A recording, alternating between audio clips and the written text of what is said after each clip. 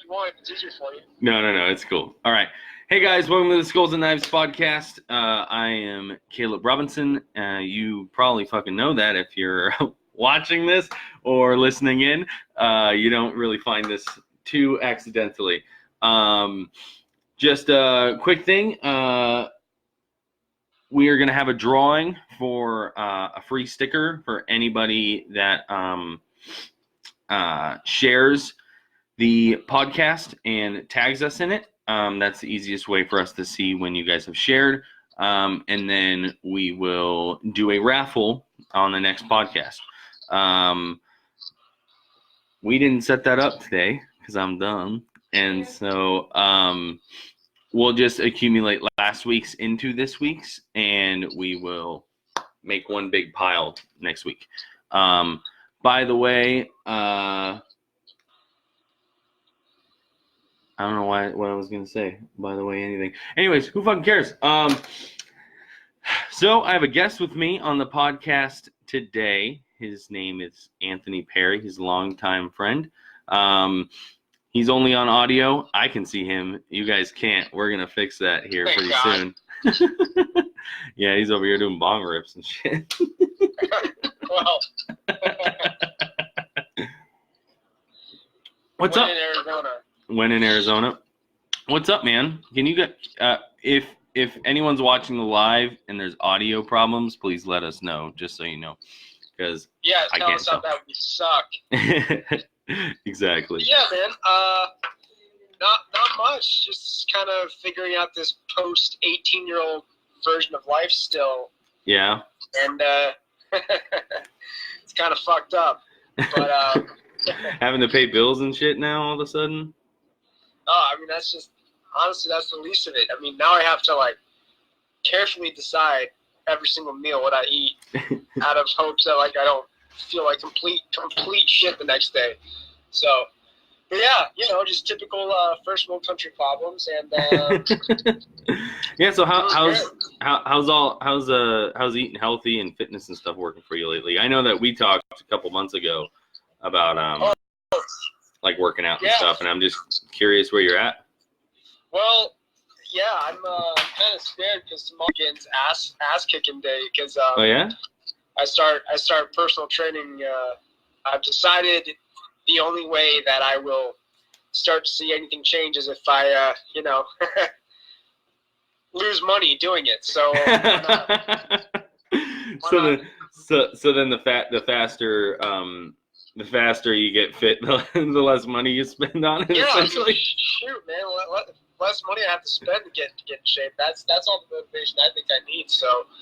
I'm waking up tomorrow like 5 a.m. and got to be at this guy's gym 10 till 6 to just get my ass beat. It's going to be great. Hannah, how's the audio? Hannah, how's the audio? Good. Good? Okay, good. Just making sure, guys. No, it's okay. I was just listening to make sure. Okay, good. Good. Anyways. Good. Yeah, dude, that's been the biggest thing, like basically since I stopped playing football in high school was like, trying to stay active and fit, and I got real fat real quick. Especially like I lost a little bit of weight right after I moved here, because I was biking everywhere. But once I started driving everywhere again, I just I gained way more pounds than I ever had. Kind of like, and you can correct me if I'm wrong here, but like what I always go back to is we had no choice. We were like, if you were on the football team, you didn't have a choice. You either showed up at like crack of dawn doing your weight training, and then after school, so you're just like this machine of just constant energy burning, and then you got to somehow fuel that. So then we get our like fat boy habits that we have, and those are kind of hard to shake later on, so. Oh yeah, well, especially for me, because I was a lineman. What position did you play? Starting dumbass, I think. Starting dumbass. What do you mean by that? What position did you play? I wasn't. when you just it's easy to be a defensive end when they say, okay, you stay here and you just go after the guy with the ball. That was pretty simple to understand, so didn't take much thinking power. So starting right, dumbass. I like that.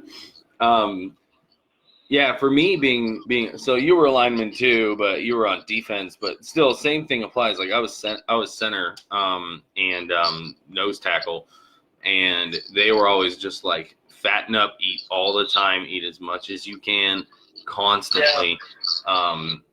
And so I did, and which was fine when you're, still have a metabolism that's running super, super high and you're working out all the time, like you said, doing 0 hour to start the day. And then like for me, it was 0 hour and weights and then PE after that, regular PE. And then at the end of the day, it was, football practice for 6 hours. And so, and on top of that, eating, drinking tons and tons of water, and then eat some more and eat some more and eat some more. Like we were the only people allowed to eat in class were football players. And so, you know what? I've told you this a couple of times. I figured since we're talking about it, there was so in my junior year in high school is when I was like putting the most amount of weight on for going into senior year. I think my freshman year I started about 116 pounds, and I was like 6'2", so I was just as vertical as you can get. And then, fast forward, eating 6,500 calories or so a day for like 3 years, found myself at like 227 or some crazy thing at like, I think I had to be around 12 to 14% body fat, which was just like crazy for how young I was. But like, one of the things that I had to do was right before practice, if I was low, like below my caloric intake, I would start bringing this jar of peanut butter, and it was a chunky, big ass like Jif peanut butter, and so I sat perfectly in between these two like very prompty popular girls, right? They come to believe it didn't like the smell of chunky peanut butter in between them with some guys smacking on a spoon in between them. So I got my peanut butter confiscated. Oh, and no. Never got it back. Never got it back. Oh, man. Yeah, for me, I liked like eating chips. Okay. I just would eat garbage all the time. Because at least for me, they never said like, oh, your caloric intake needs to be this, and like you be watching your macros and your micros and doing all this shit. It was just like eat as much as possible all the time, and that's essentially what they were doing for me. Yeah, I didn't really start getting back into like really looking into the fitness science of it and trying to work out consistently until a little over a year and a half ago. And at that point I was 275 the last time I weighed myself, which was like 7-8 months ago, whenever it was. And over Christmas I weighed myself at my parents' house, and I was at 250. So that's the right trend, dude. That's right? It's a huge chunk. Heck yeah. That's awesome. So my goal this year is to lose another 30 pounds over the course of the year, along with gaining muscle mass and such. But that's the general goal. Let's keep each other accountable then. I'm trying to lose like 40 pounds before I get married in next February. Oh yeah, cool. That's a good goal. You got some time. Yeah. Yeah. We'll try. We'll see. So what are you doing like workout routine wise? Like, oh wait, you got the trainer. Have they given you any information yet on anything? Some evil plan to just like break me apart in every sense of the word. He's trying to make me just basically into a bodily mush that can't process thoughts anymore. So that's pretty much the workout plan. Make me throw up as fast as possible. And then as time goes on, prolong the throw up period. So that's pretty much what we're looking at. That's cool, man. I'm stoked. I'm stoked to see that face trim up again. Yeah, me too. I'm stoked to withhold, throwing up, from 2 minutes down to like 10 minutes. That's gonna be a good one. Heck yeah, dude! You gotta post some videos and stuff of that. Like I gotta see some of this stuff. I like watching other people work out because then I get ideas for myself. So. Yeah, I'll see about doing something like that. We'll see. Where are you getting the training done at? It's called Atlas. Like, let me just check it out. 1 sec. I can even tell you. Give me 2 seconds here. Yeah. Is it like a local gym? I think it's one of those kind of things. Yeah. Let's see.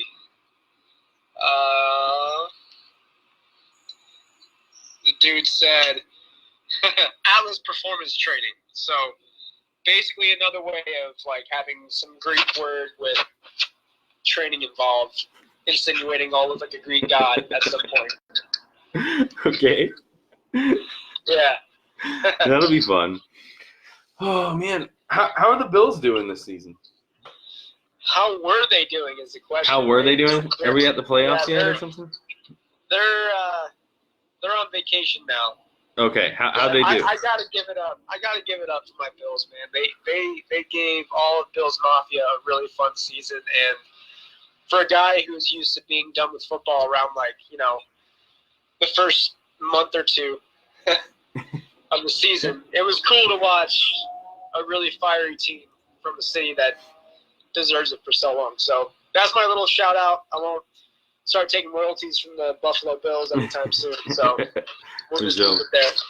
So were you born in Buffalo or were you born in Arizona? I actually don't know that. I don't remember. Oh, dude, yeah. So I was born in Arizona. Okay. In Chandler. Yeah, when Arizona was like just nothing but a couple of tumbleweeds. Mm-hmm. But the thing is, we would go back like every once in a while to see family and everything, and we would spend sometimes some weekends, some extended amount of time there, and we would catch as many games as possible. And it kind of felt like my home away from home, and just the culture of Buffalo and the whole thing. That nobody can really, when everybody thinks of New York, they think of big skyscrapers and the whole jungle gym and all that. But Buffalo is just a different thing. I think a lot of people are missing out on a really beautiful city. I love Buffalo, man. Yeah, I've never been to I've been to New York. I flew in the JFK and then I left. But that's one of the places I've always wanted to visit. Like I want to visit like New York City, but I also want to visit like Buffalo and Syracuse, and I want to see the state. It seems like a pretty cool place. Like I mean, maybe it's just because I'm friends with you that I think it's so cool, but that has to be at least 85% of why you would even utter that, because nobody else in the world would say, you know what, dude, I can't wait to go and visit Buffalo someday. Which is something that I would like to change, but as it stands, that's kind of the precedent right now. Yeah, I mean, I see your pictures on Instagram and stuff, and it looks pretty. It's beautiful. It's called the City of Brotherly Neighbors. City of Brotherly Neighbors. There was a joke growing up that my family used to tell me that if you were riding your kid in a stroller and you stopped at a bar, you could like ask a neighbor, tap him on the shoulder, throw him a nickel, and say, "Can you watch my kid while I go get a drink?" And then they just sit there and watch him. I don't know how true that is or where that came from, but yeah, but that seems like a pretty cool vibe for a city. I mean, like, I wish more people were like that in general. Maybe not, having strangers watch their kids for a nickel, but like the brotherly love part of it. Like actually being like togetherness. Imagine Portland, right? Portland has this pride about Portland people. They love where they live, right? Mm-hmm. Same thing with Seattle. People love the shit out of Seattle where they're from. Mm-hmm. Think of that on a level that you wouldn't. It doesn't make sense. Like everybody just loves so much about Buffalo that it's just kind of like when you go there and you're at a game, you're like, wow, this is like feels like a college stadium, but looks like you're at the Super Bowl every single Sunday. It's everyone is just so for each other. It's great. I could go on and on all day about Buffalo, but I'll redact. Oh yeah. So where are you at now, like politically? I'm curious because I know I last time we talked, which was like actually had deep conversation, because I just saw you while I was in Arizona, but I actually got to have deep conversation more or less via text. Yeah. You were leaning, this was like 6 months ago? Like you were leaning more libertarian in a lot of your views. And I'm just curious, like where you'd put yourself on the map now. Yeah. So, I have kind of an interesting background, right? I grew up in a house that was predominantly conservative growing up in, kind of across the board, right? Mm-hmm. All the, it's just the funny thing about politics with parties is you have to, if there's 6 things that make up being in this party, you can't be 2 for some reason and have like other thought about something else that maybe doesn't coincide with everything else you're supposed to believe. Anyways, seeing things from that side for so long, and kind of seeing Democrats as like, for some reason, labeled as like this enemy of the other team, when really same thing, vice versa, right? It's kind of like this. It's almost like it's become this team thing, this sports.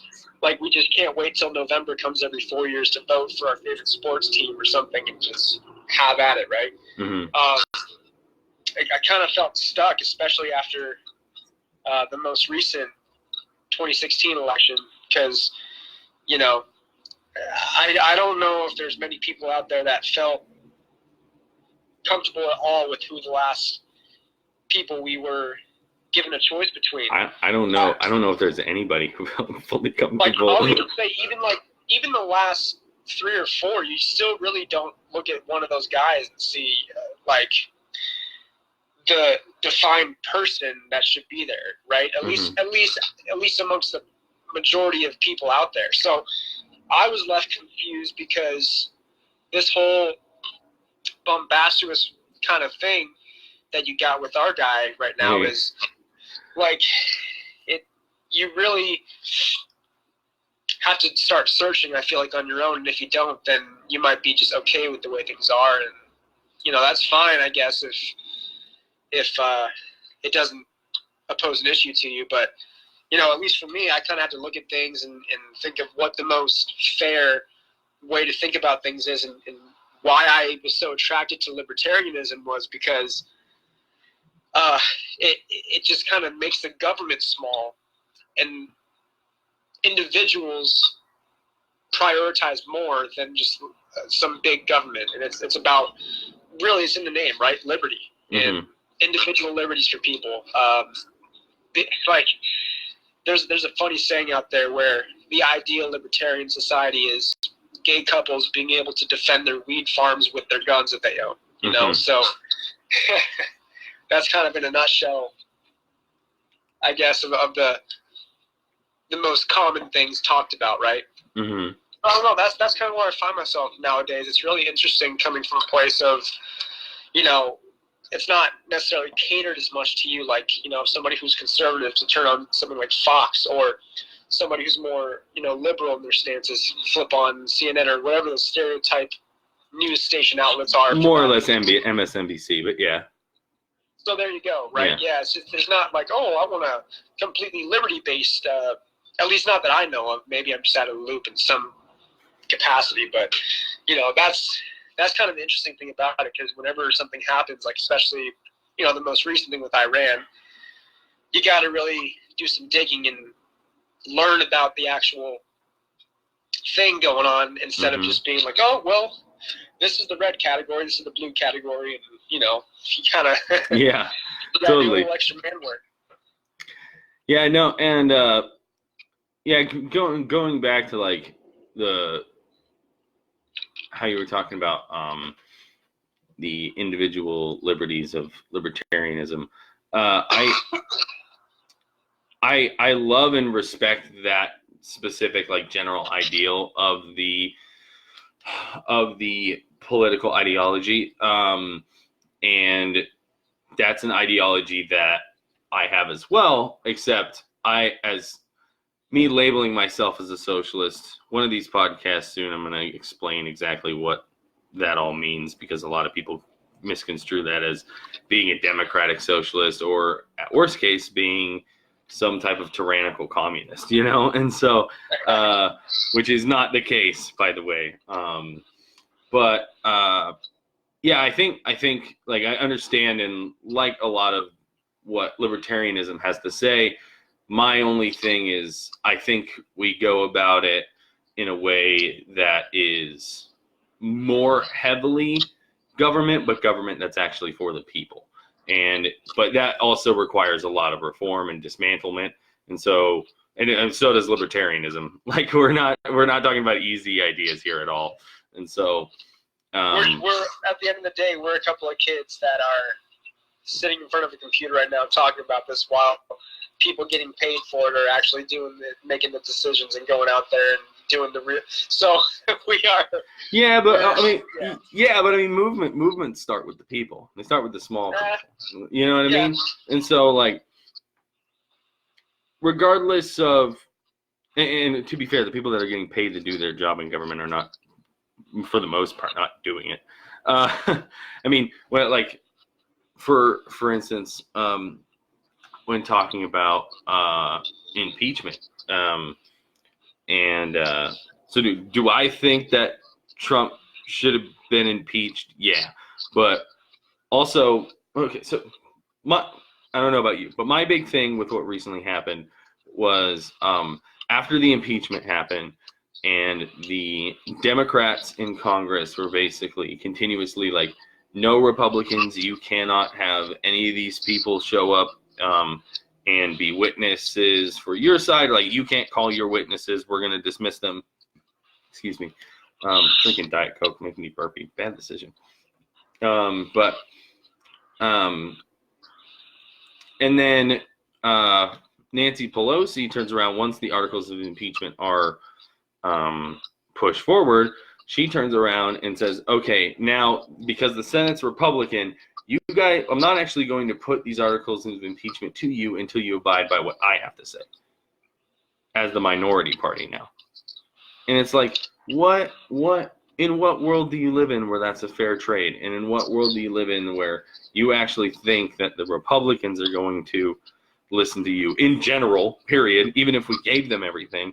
But you don't have a leg to stand on when you're doing that if you told them no the whole time, regardless of, in my opinion, regardless of how silly or stupid or whatever the Democrats thought that the people that the Republicans wanted involved in the hearings, they should have just said yes. Yeah, bring them on. Yeah, bring them on. You have all the votes. You're going to do the impeachment anyways. Just say, yeah, bring whoever you want. Bring Biden in here. He can stonewall all he wants. Bring Biden's son in here. He can stonewall all he wants. Whoever else you want to bring in here, bring them in here. Let them say their piece or stonewall the whole thing. And then we'll pass it anyways. And then it looks bad on Republicans if Republicans turned around and said, oh, no, we're going to do this thing our own way by our own rules and blah, blah, blah, blah, and change everything if you let them do what they wanted in Congress. I just feel like it was a stupid decision, and the fact that many of my left-leaning and Democratic friends don't see that is very annoying to me. But yeah. Well, just modern politics have been such a,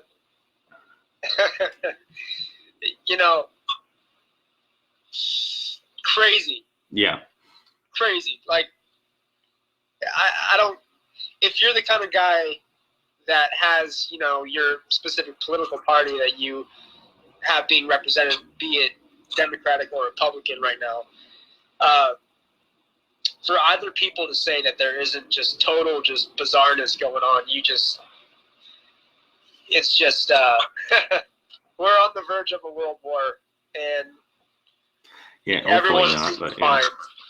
But, I don't know. It's definitely a hard thing to stress importance on for people. And everyone has their own opinions about this, that, and the other. you know, I don't know.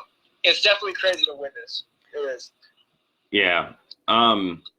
So going back to the Iran thing, you think even though tensions have backed off or subsided a little bit for right now, you think there's still a high possibility of like World War like soon, or do you think what do you think? What do you think about the whole situation?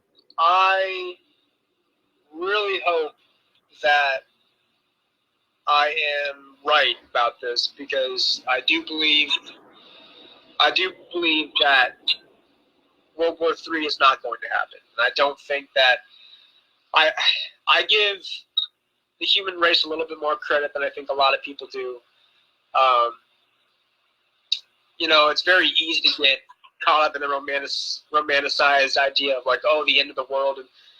And there's been so many times in the past where there's been, you know, similar times, if not, I mean, shit, when 9/11 happened, we thought this was kind of like that was World War III going to happen, right? Yeah. The Gulf War, you know, it gets down to an alliance game, which, you know, at the base root of libertarianism, we, you know, we're pro let people do whatever the hell they want to do and not get entangled in all these, you know, business relationships with guns, right? Mm-hmm. Internationally, you know, if I could snap and have it my way, I'd have the best military, which I still arguably believe that we do, to defend anything ever thinking about coming like to here, right? Mm-hmm. Or anywhere of no territories or, and I understand the purpose of territories, I do, but it just would be nice to look at a map, like when you teach a kid, this is America, this is, you know, this is Africa, this is the Middle East. They all actually were their own and not had these territories in there where other countries were involved for money and, you know, I don't know. So are you talking more like expanding territories into larger conglomerates, or? No, just like, so I mean, we have military bases in the Middle East, right? Mm-hmm. Iraq and you know, heavily. Name a place there isn't one, and that's a better metric. Right, because you know, it goes back to the oil and. Mm-hmm. The power there, all that, but you know, I just feel like, why wouldn't we have? I get why, I guess, but it's just I wish we would have made the conscious effort to say, hey, we would like to work a deal out with the oil. We have our own oil that we can use, but if we can use yours, great. If not, we have our own oil. So I don't know. It's just I understand why. It's because money and greed, but it's just one of those things, right?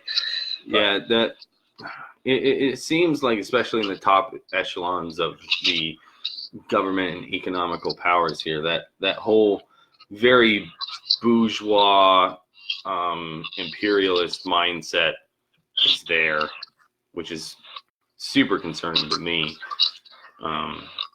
You know, I talked recently on the pod about these economic hitmen that go into countries, specifically like Saudi Arabia, Iran, Venezuela, Panama, name a country. We've probably done this, or Russia has, or someone in the alliances, or the Western alliances has, where they go in and basically seek out contracts for U.S. companies to build infrastructure there, etc., under the guise of the World Bank is going to give that country loans to pay for all this infrastructure.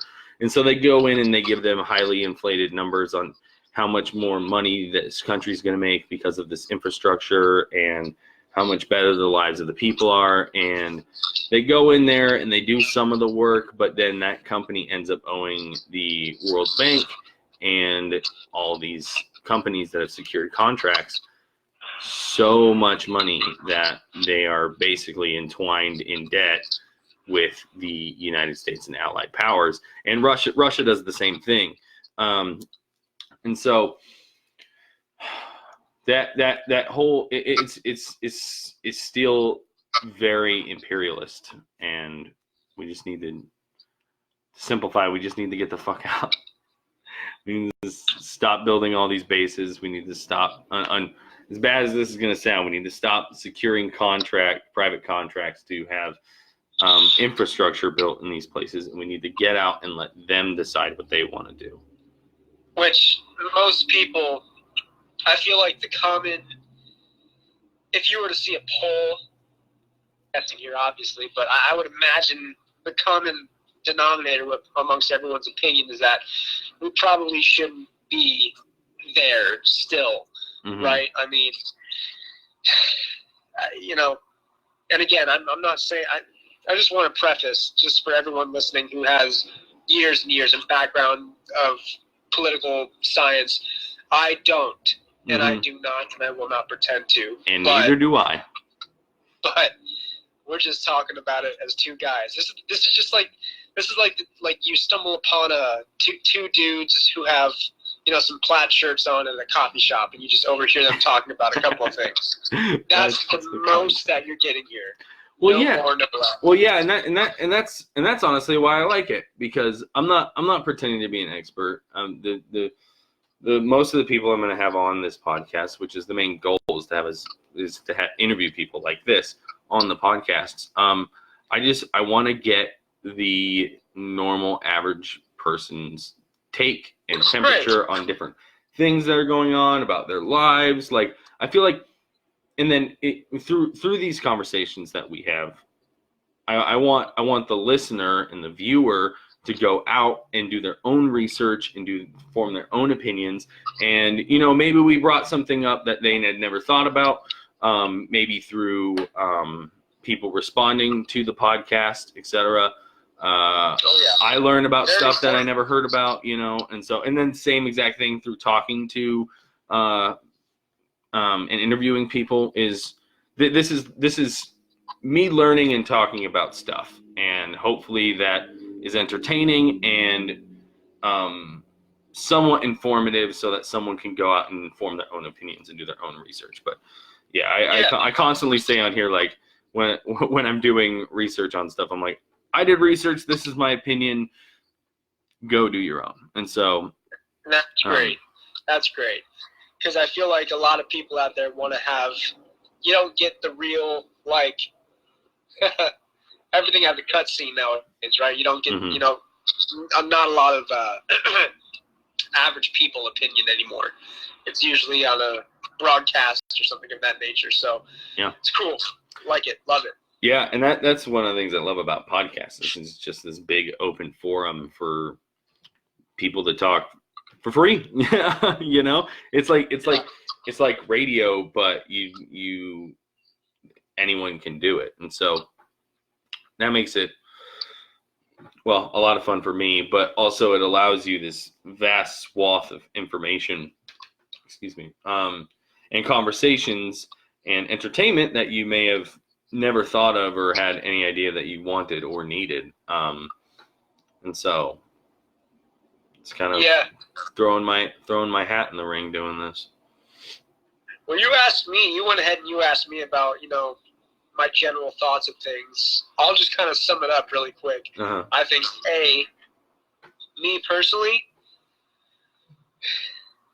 and all my conservative people are going to come after me for saying this, but whether there was something being planned or not, you either have the decision to kill somebody, and from a libertarian standpoint, that's a declaration of war. When you go and assassinate a very prominent known person, that's an act of war, which is insinuating that there wants to be war, but there's like this pullback from all different kinds of sides. It's very crazy. I don't think that should have gone. I don't think we should have done anything. If we want to go ahead and go through the process in the Senate, get it passed. At least a lot of people like to shit on Bush, but bless that guy's heart, very rude. wanted the best, even if he didn't know how to do that. He, his heart beat it. He was like the Grinch, grew 3 sizes that day. But at least he went through the process and went through the steps to go and get things passed and signed, right? I mean, on lies though. Well, that's another. There were no weapons of mass destruction. Again, that's another topic. We can touch on that one, but at the very least, there was at least the attempt to say, "Hey, you know what? I can just say I'm going to do this shit, but I'm going to be curious about it and at least throw it out there to just say, hey, I'm going to do this shit, please," kind of thing. And we didn't have that this time. We just kind of woke up and found out that this guy died and, was assassinated because he was plotting a big terror. And I will be clear. I think if it was valid and found out that he was going to, going to cause some kind of a terrorist attack, then, I think that it's not necessarily the worst thing in the world that we went and did this preemptive strike based off of assumption, right? Mm-hmm. The fact of the matter is we have declared an action of war against this country now with this leader. And this has now gotten us involved in something a lot bigger. This bigger, it's almost like you know what it's like. It's like I'm just walking on the beach, and I just want to be at the beach, but then I just stroll by, Muscle Beach on the sidewalk, and I see one guy tear his shirt off and flex and say, "Look at this," and then another guy comes up to him and flexes his muscle and says, "Look at this," and it's just kind of like that right now. I feel like we're in this. It's the same thing with North Korea. It's just who's going to be the bigger guy or appear like the bigger Chad in the locker room. That's really what it feels like. And it's become more about that. When really, what do we always say? Like all the stories always say the bigger person has the least, offensive attack, right? The one that tries to see the bigger picture. I don't think that we should be getting. We assert ourselves as this police force of the world, and there's always there's right away the two thoughts about that. There's either we have to be because we're the only people with a clue, which He's smacking his head right now, just so you guys know. Yeah, I'm full on onomatopoeia from a comic book, thwack, smack on my own face. But I think if we really want war to happen, then we can just stay along the lines of what we're doing right now. But if we don't want to just have a bunch of people die with war, and use kind of, in my opinion, what is a really good, perfect timing going into the election year to have this, this issue that only I can fix kind of thing go on, right? Mm-hmm. Which seems like it's going that way. And I'll put it this way: I'm not putting anything past, our electoral system anymore, because I'm sure out of any outcome that happened in 2016, we should all be as shocked with either who got elected there. And so, I'm not putting anything past this next election on whether the possibility of him getting another term or not. I cannot honestly tell you what I think is going to happen, because nobody fucking knew what was going to happen before, And yeah. I just hope that the DNC, even though it's super corrupt and fucked, doesn't sideline Bernie again if he is really doing as well. Come the keep wanting to say the preliminaries, but you know what I mean. What's the word I'm missing on? Where they here's my biggest question. But real quick, hold on. Yeah, save your question. But I just wanted to get to that real quick. Yeah. Okay. If Bernie makes the Democratic nomination, that's the word I was looking for. If Bernie makes the Democratic nomination, I will 100% be voting for Bernie Sanders. If Biden, okay, Biden is on the other end of the spectrum here. If Biden gets the nomination, I will be voting for, if there is a socialist candidate, which there probably won't be because there very rarely is, or the libertarian candidate, if I like what they have to say. But I cannot justify voting for Trump, and I cannot justify voting for someone who is just another big cog in the Democratic bullshit machine like Bernie Sanders. Or not Bernie Sanders, excuse me, like Biden. And so I think Bernie and Tulsi Gabbard are my two top people. But anyway, so go ahead. Well, no, I was gonna ask. Hope I didn't forget what I was gonna say. Oh God. Yeah, lost that one. Lost that one. Anyways. Easily lost the game. That's all right. Yeah, so like, who'd you vote for in 2016? Curious. You don't have to say, but I'm just curious. So, I voted for the president currently, which is the defining moment that I realized that I needed to find out what else there was, because I sure as hell was not going to be voting for Hillary Clinton. Yeah. And I felt like I kind of did a dumpster dive into the voting box when I left. But, you know, the other option is just not voting and just, you know, being, you know, an uncounted number, which I guess would have been better in some instances, but also wouldn't have mattered. But anyways. At least for your consciousness, but. Yeah. But I think, I don't know, the biggest question I always get with people asking me about libertarianism is, do you actually think that a pure libertarian society would work?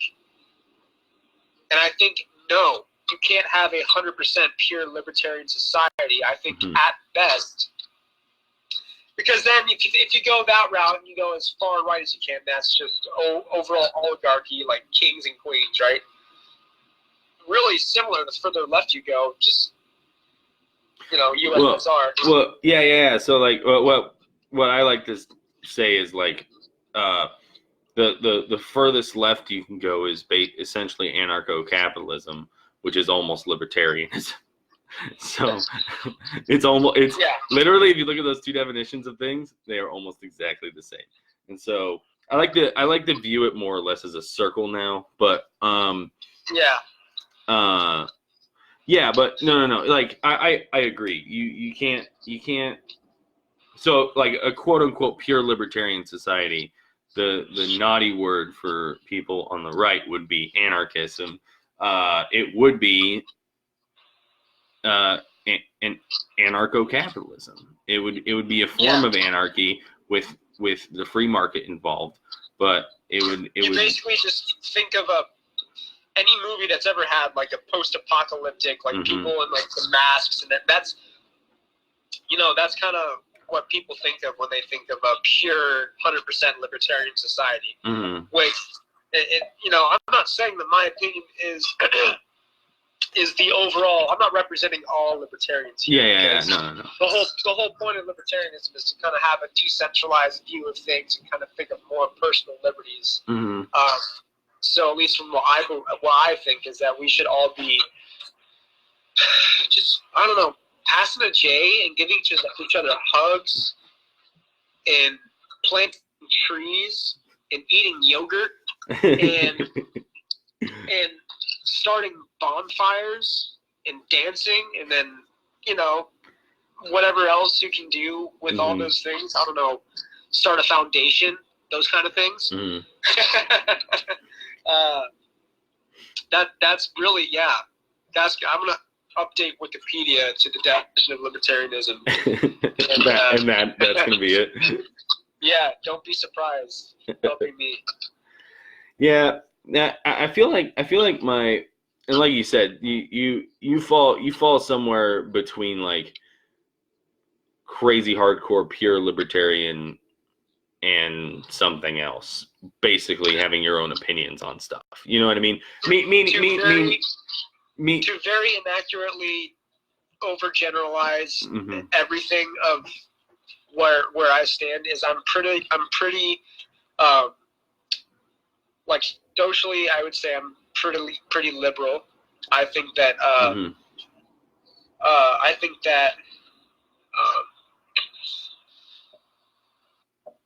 that there are things that in the modern day that are being prevented. People are in prison for the wrong things. You know, I don't think that somebody who killed somebody should be in the same room as somebody who was caught smoking a J in his car with his friends who, you know, never hung out with him before, and now they're just both locked up for life. Just, you know.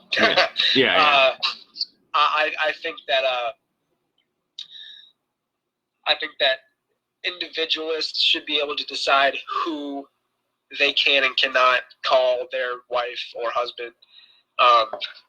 And then when it comes to money, I'm fiscally, I would say I tend to lean conservative most of the time, just because I don't think that the government should have a big say on individuals' finances. I think we should have that shrunk down as small as possible. And I always like to say that, if you look at Europe, the country, right? It's the EU, and all little countries like France, Italy, Germany, all these, they operate as their own independent countries.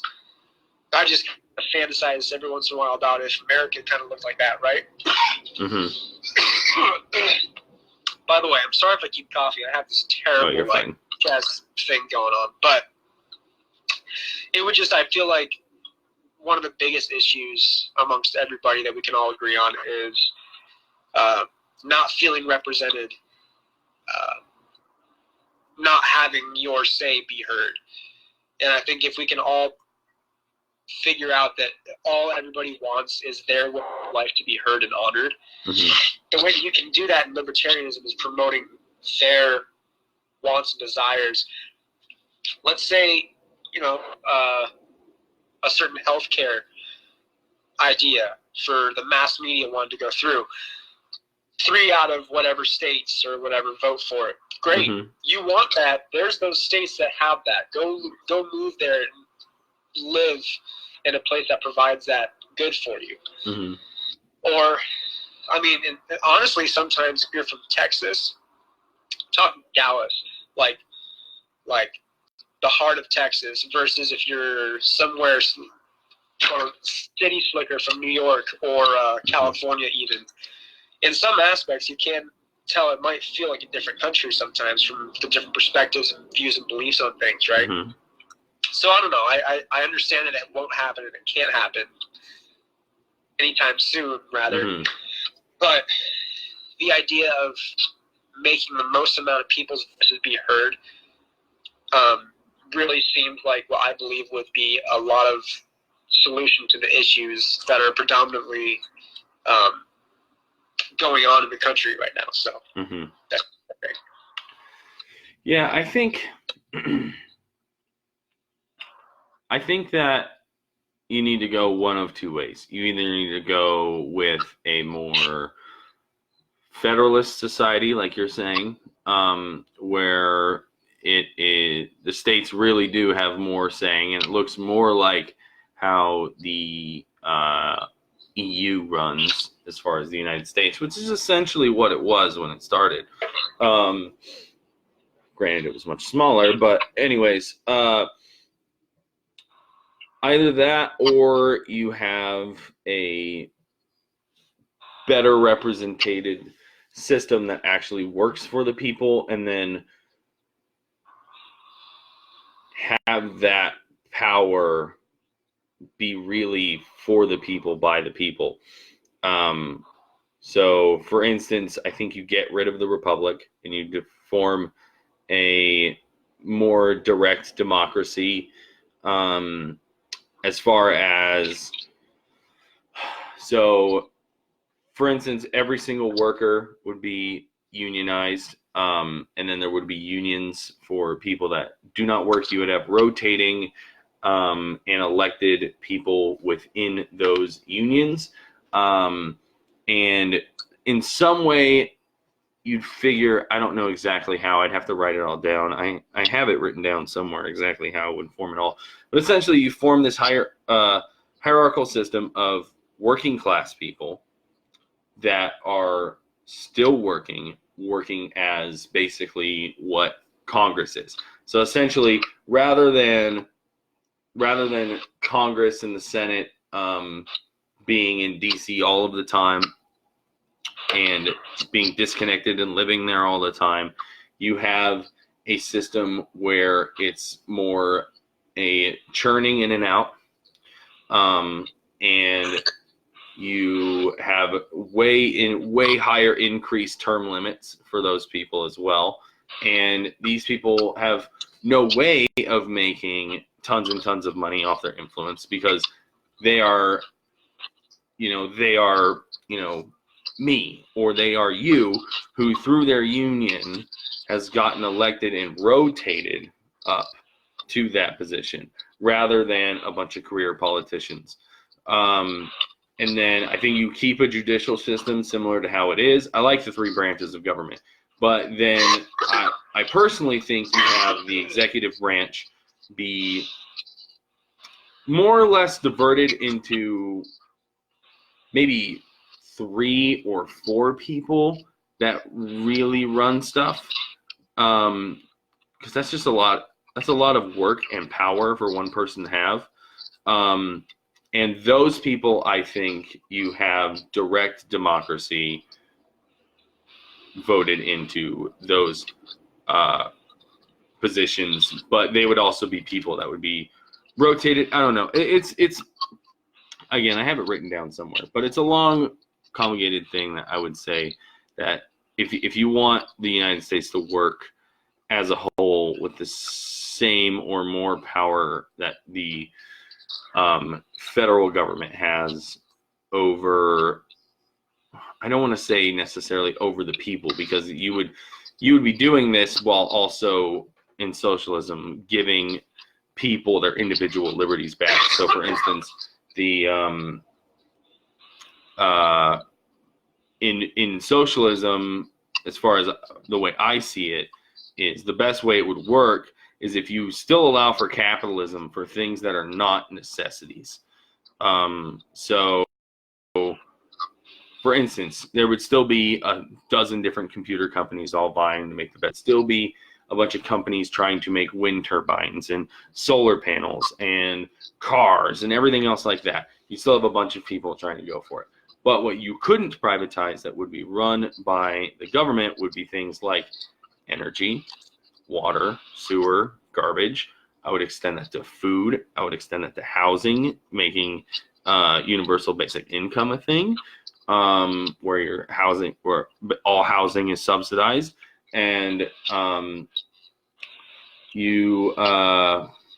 did I say? Food, energy, water.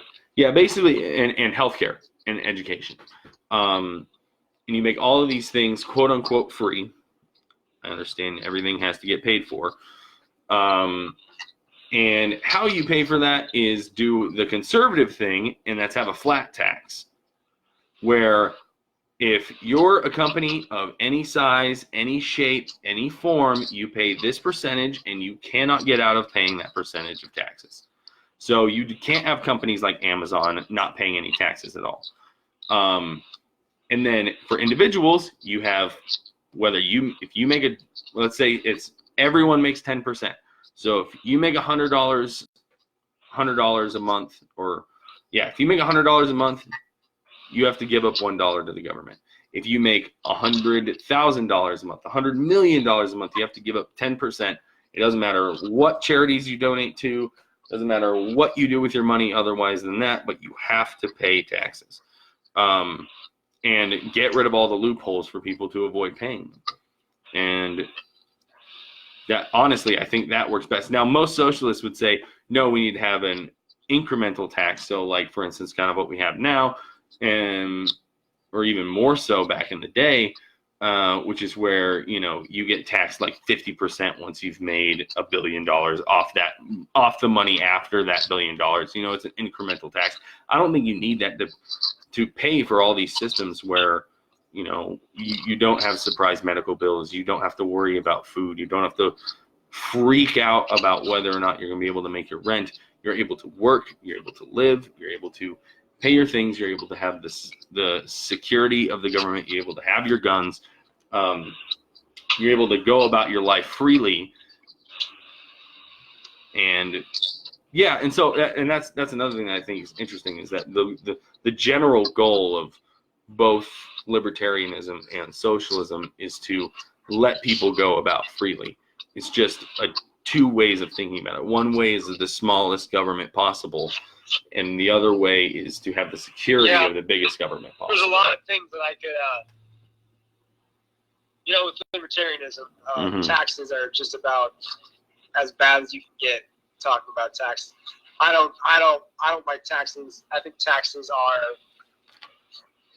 taken right out of people's pocket, and I think that there can be local legislations built out of the goodness of people with a more market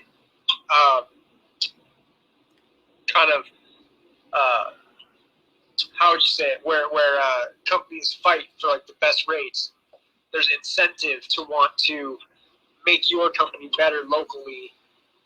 Yeah, but how would that work politically? I get how that works. I get how that works on a market standpoint, and I'm not saying against that. I'm like, how would companies gain power? I'm confused, I guess. So let's think of healthcare. Okay. Okay. So if there's a specific healthcare that a certain amount of individuals want to provide, you know,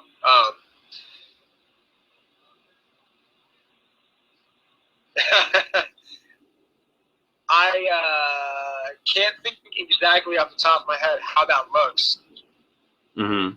So I'm gonna save myself before I go down this rabbit hole. Yeah. So I guess. So, okay.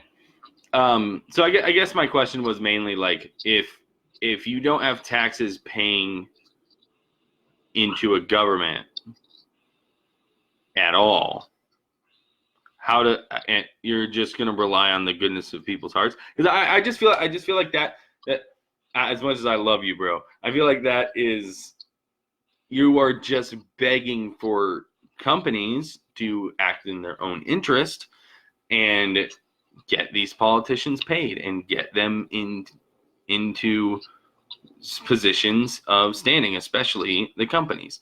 And so then you have a system where the companies run everything and not the people, which just turns into monarchies and oligarchies and etc. I just feel like it's a real open road to do that. Well, and I think that kind of gets back to, you can't have 100% autonomous libertarian society, but the idea is that if you can have local agencies created from the people of that region that want this service, it's as organic and as local as it can possibly be without it being touched by big government or George Orwell himself. You know, like I think that the more you talk about taking people's money, that gets, again, more right. The more right and more left you go, it starts getting larger and larger increments, right? I feel like. I feel like it's more larger and larger increments of taxes, you mean? Or well, it's just overall government, like, government that should be done. I think at the root of it, you know, when it comes down to, I'm for small amount of government involvement in individuals' lives. And so kind of talking about what you're talking about, right, where you have all these programs set up by the government, I don't see a clear way of just taxing off of everybody in such high increments like this that would A, leave people happy, and B, where would the incentive want to come from if you say, okay, well, the more money that you make, that's true, but you're just going to keep getting taxed and taxed, so it's kind of like a very, at the end of the day, small incremental, goals that you get to hit, as opposed to a company that can go from A to B over the course of how many years. There's kind of ups and downs and small. Yeah, I guess that because you're doing the percentage base is a big thing where you would still be making more. I mean, it's the same, if not less taxes than you'd be paying now. And then you also have to add the fact that with let's just throw the ballpark out there of 10%. Let's say you do a 10% tax. Then you're going to, first of all, you have 90% of your income to work with. But on top of that, you have return. So you wouldn't get a tax return, but you'd have returns at the end of the year from the because a big thing of socialism too is seizing these needs and the means of production for these needs and giving the profits back to the people. So instead of having a tax return, you'd have a return similar to how you would if you invested in a company on the energy company, if they had any, if they are making, basically their profits, their leftovers, etc. The post office, the government-run grocery stores, government-run housing, all of this stuff would still be designed, hopefully, to make money. And so then you'd be receiving that as a return rather than taxes. So, and then on top of that, you wouldn't have to worry about a healthcare bill. You wouldn't have to worry about, starving. You wouldn't have to worry about paying for a lot of these things that I view as necessities of life, and therefore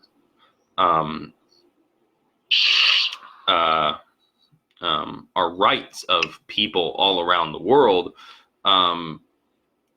You wouldn't have to pay for them, so you'd have we'd probably have more money you'd have more money as a person, most likely, than you do now.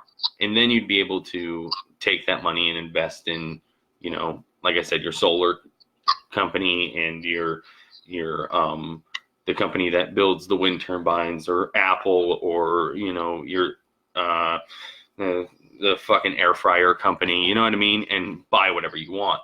And so, yeah, that's well. Go ahead. If you want to say one more thing, I think we're gonna need to wrap it up here. We're just over an hour, so that's cool. That's cool. Yeah. Yeah, I don't know. I was just gonna say, happy birthday, Everly. Very excited. Yeah, it's my daughter's birthday. Little one's turning 4, and she's already all grown up, so it's kind of crazy. But right. Yeah, I just wanted to say, hey, it was fun. I appreciate the time. I appreciate getting to spend some Z's in with you, and some good combo. It's always a pleasure, my friend. Yeah, dude. I definitely want to talk to you more, not just on the podcast, but in general. I don't know if we can do that. Right. But yeah, I'd love to have you on again, and we can talk about more stuff and maybe expand on some things. We could just talk, dude. We could start instead of like having ourselves in the picture, get some ventriloquism going on. Just get that good. Some puppets. Yeah, we'll have Hannah run puppets while we talk. Yeah, I'll be the Muppeteer.